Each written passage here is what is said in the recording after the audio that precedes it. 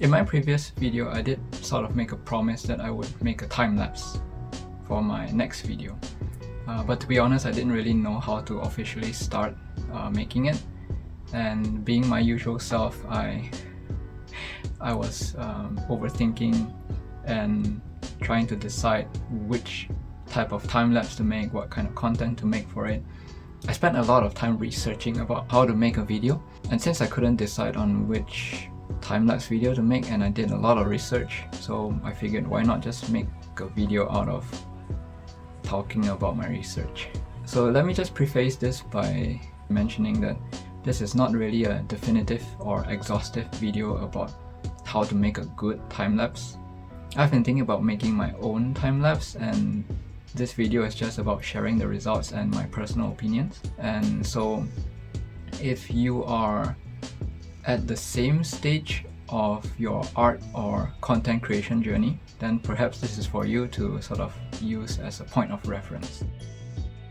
Hello world, and welcome to my art channel. My name is Wain and I'm a Malaysian web engineer currently working in Tokyo, Japan. And I am trying to make art related content on YouTube, and I'm on a journey to build an art business. Alright, let's get into it. Let's define what exactly is a time-lapse. It's basically a sped up video of a typically long process. In the case of artists, we usually take hours, weeks or months to create, and typically no one would want to watch the entire footage of someone drawing or painting or creating something. It might be too boring. And that's where we shorten them into an acceptable length, and that is what makes a time-lapse. But why do people watch time-lapses anyway? I think there are entertaining time-lapses in different contexts, not just art. So I'm sure you have at some point seen time-lapses of, let's say, a teenager who took selfies every day for several years, and you can see them growing up. Maybe the bone structure of their faces slowly change over the years. Or you might see someone who just installed dental braces and they take a photo of their teeth every day, and you can see the position of their teeth changing over several years. Or I think there's another common one where someone documents their weight loss journey, right? You see them taking pictures of themselves working out, and you can see them slowly losing weight and becoming more healthy over the years or over the months. I think there's something fascinating about these sort of videos, and that is it gives some sort of satisfaction even to the viewer who are not directly involved in the video. You get to see someone transform, usually into a desirable result, right? And even if you're not involved in the video, but it sort of gives you this idea that, hey, you know, I could be like that too if I actually tried. And in the case of art, I think it's nice to see an empty canvas transform gradually into a masterpiece. But the point of this video here is what exactly makes a good time-lapse, because there's an ambulance in the background. I just realized that there's a lot of noise surrounding my neighborhood, which I never noticed until I started recording this video. But anyway, so what makes a good time-lapse, right? And I suppose if you just use an illustration software like Clip Studio Paint or Procreate, they come with this time-lapse feature where you can just one click and export a video. But it made me think, like, what exactly entertains a viewer? What exactly makes them want to watch a time-lapse? I think there are two main components for a good time-lapse, or at least a decent time-lapse. One is the hook, basically the thumbnail or the premise of the time-lapse. It could be the artwork, like the style, the art style, or the thing that they are drawing. Like in my case, I like fantasy, I like cute things. So if I see a thumbnail that has any of those, I might be interested to watch the time-lapse. Or it could be the process itself. If the video showcases or gives me a preview of someone creating an artwork in an interesting way, that might be something that draws my attention.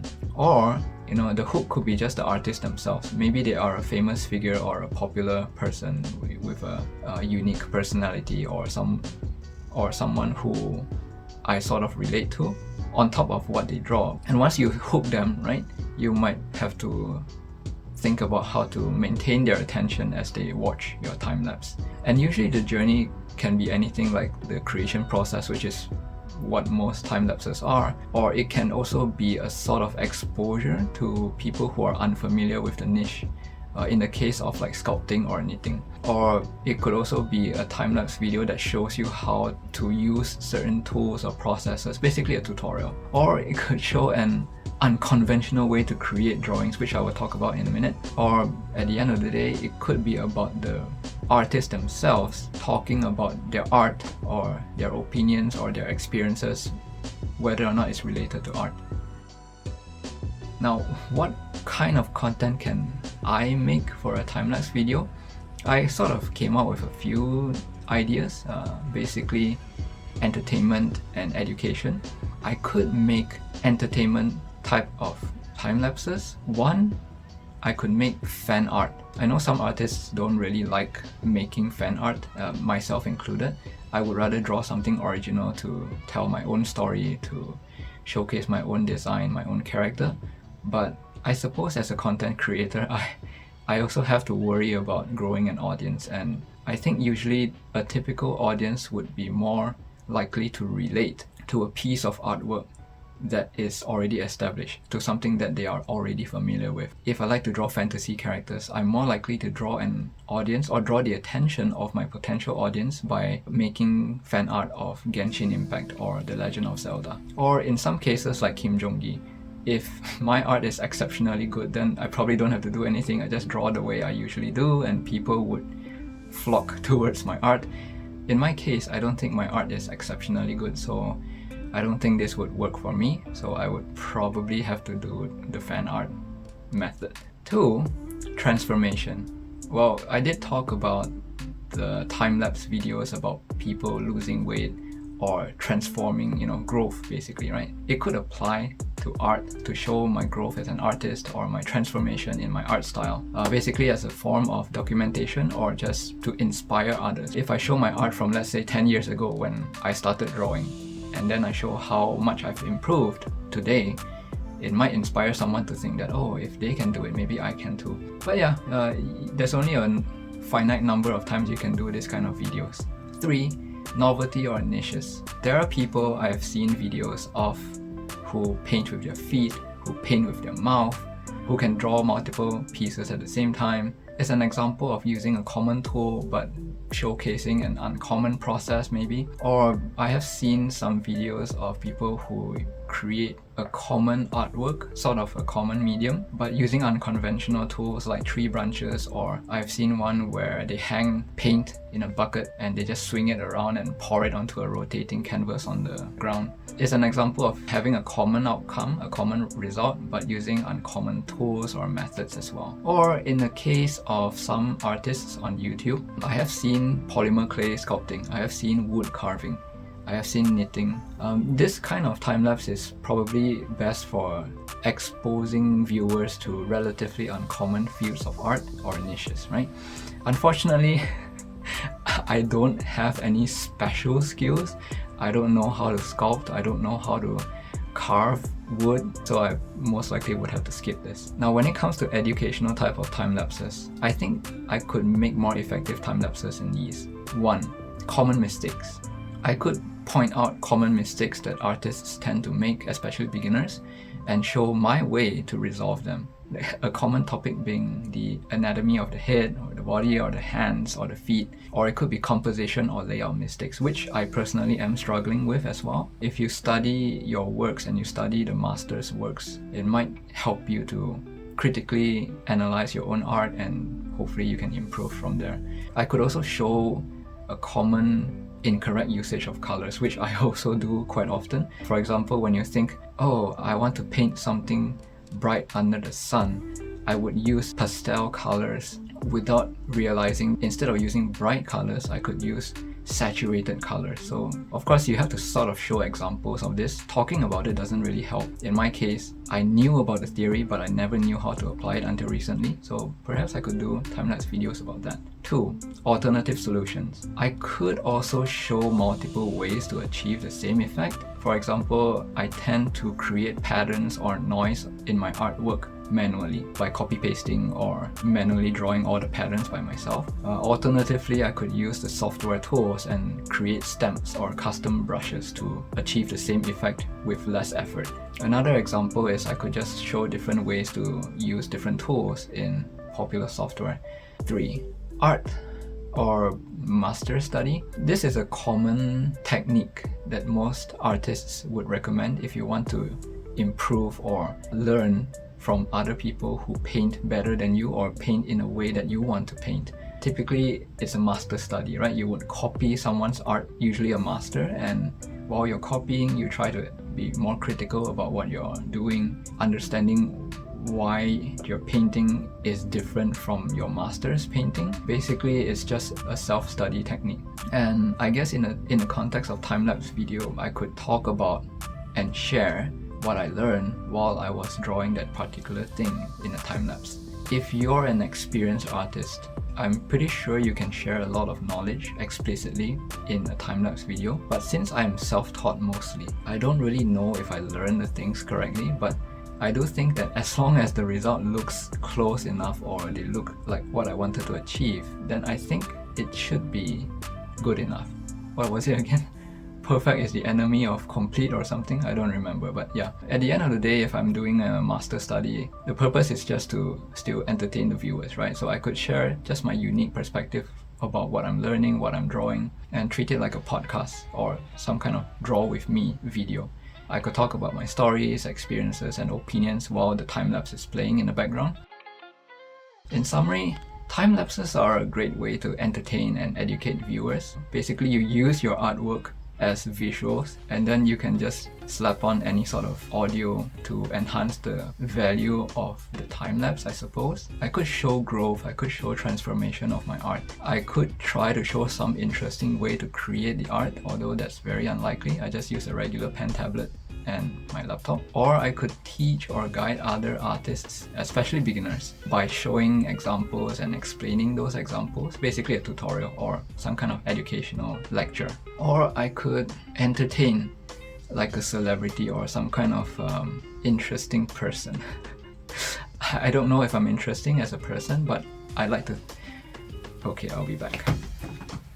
Yeah, a mail for my wife arrived, so got distracted for a bit.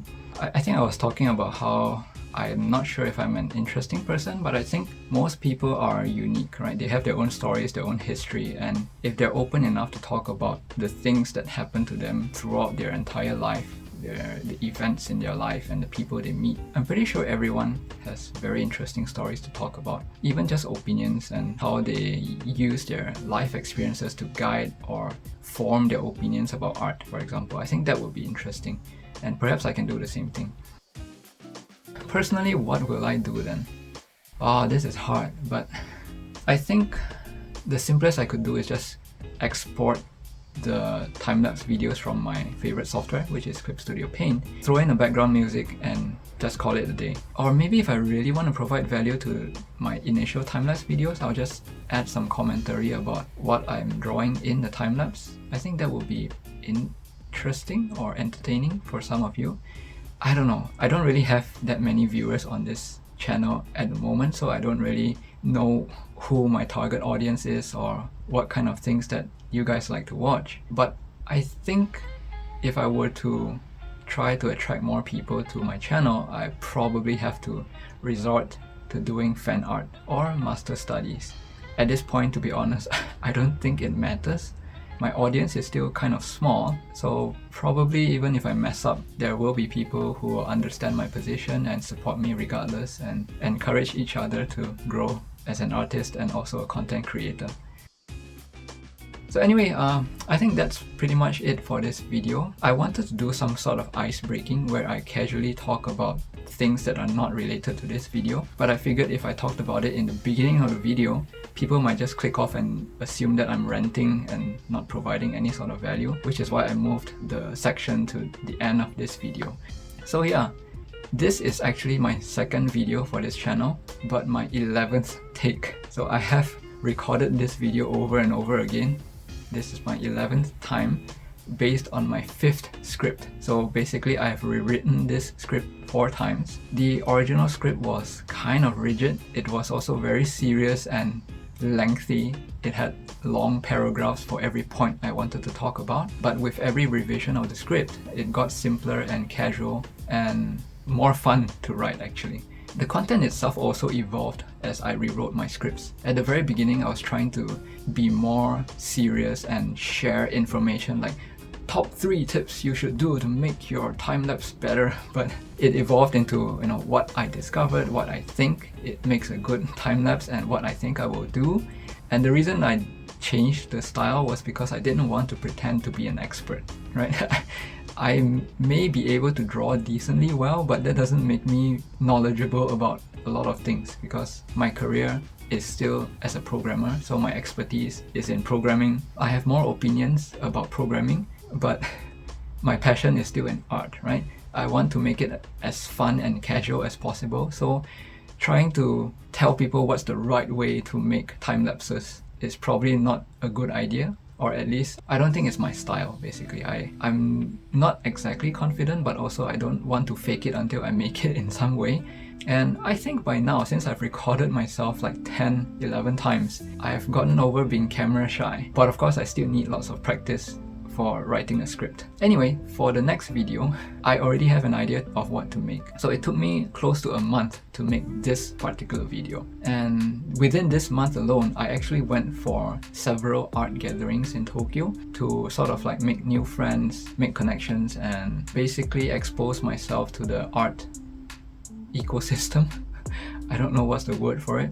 Basically, I have been working in the IT industry, in the tech field for so long, I realized I don't know anyone in the arts field. I mean, I do have some artist friends in Malaysia, but since we're so far away, even if I do talk to them, I can't really hang out with them physically, and yeah, it's kind of hard to stay in touch with people in Malaysia. So I figured maybe I should start making new friends and long-term friends in Japan. I can meet them once a week or something. So I could talk about those things that I did within the month, and I'll call it like a monthly retrospective of my art journey. And also, along with meeting and making new artist friends, I also tried to figure out how to start my own art business, so I could talk about that in the next video.